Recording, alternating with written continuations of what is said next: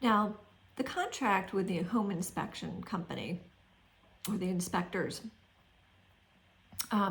there are important terms that need to be used. First of all, the scope of the inspection.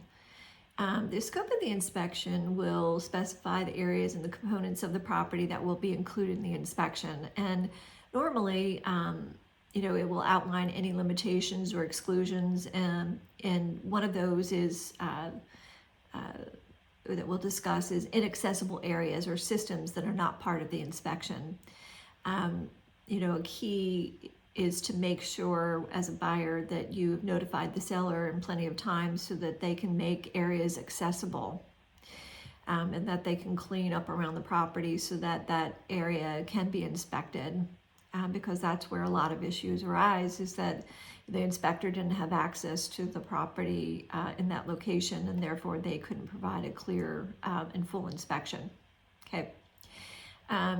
But the scope of the inspection has to be defined in the contract. And normally, when you hire an inspector, they are franchises. They might not, if they're not a franchise, they still have a standard contract that they provide to you that they've gotten from an attorney or from a licensed organization that it specifies what areas will be inspected and how. The scope of the inspection and any limitations and exclusions. Okay. You also have to have payment terms, basically the total cost of the inspection, the outline of payment terms, including when and how payment would be made, and information about additional fees or charges that may apply, such as re-inspections or additional services. If in fact they do find something that is wrong with the property and they, negotiate with the seller and you go out and they fix it and there's a reinspection, they will charge you a reinspection fee. So be aware that up front what that reinspection fee will be, because they do not go out there a second time for free. Okay. With regard to scheduling and access, sometimes you're charged a fee if, in fact, the seller does not allow access on that day and it's scheduled. So be sure to make sure that you have scheduling and access, and that you've confirmed that with the real estate agents involved and the seller. Okay. If you're going to attend as a buyer, make sure you attend the inspection also. It's important, very important, to make sure when you are scheduling that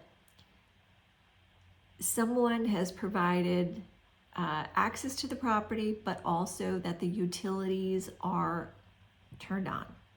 So that is, sometimes when you have a vacant property or foreclosure, or maybe even inherited property, you have to ensure that there are utilities that are actually on at that property. They cannot do the inspection without having active utilities, okay? Because they need to test the electrical, they need to have water running, they need to be able to take a look at the property. And without utilities, it is very difficult to provide a full inspection, okay? With regard to the inspection report, the contract can outline the time frame for which the inspection will be provided, and the inspection report will be provided to the client, and that must coincide with the deadlines in your contract. It is very important to have that there. It must specify the format of the report, and a lot of the franchises and so forth have a standard format, and they show it. When they provide you the contract up front, they give you a sample of what it will look like. It has to be a written document or a digital report. Any additional documents that can be included with it, most certainly. Again, if there are other inspections that need to be done, the fees and the schedule of fees that are outlined. Lots of inspectors have additional resources or people they normally refer business to. And they have the schedule of fees for them also. Liability and limitations. With regard to this covers disclaimers and limitations of liability for the home inspector. They're always protecting themselves. Again, they're just going in there at a point in time to take a look at the property. They are not warranting that the property is, is the same from day to day, number one.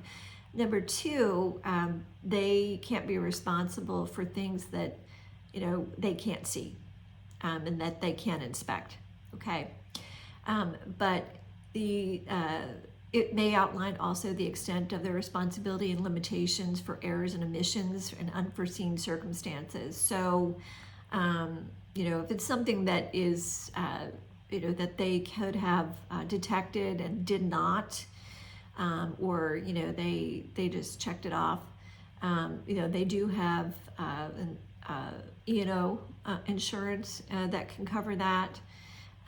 But, again, you would have to go through them and an attorney most likely to actually recover any sums for that. Okay. Confidentiality and non-disclosure, that is a provision in each and every contract.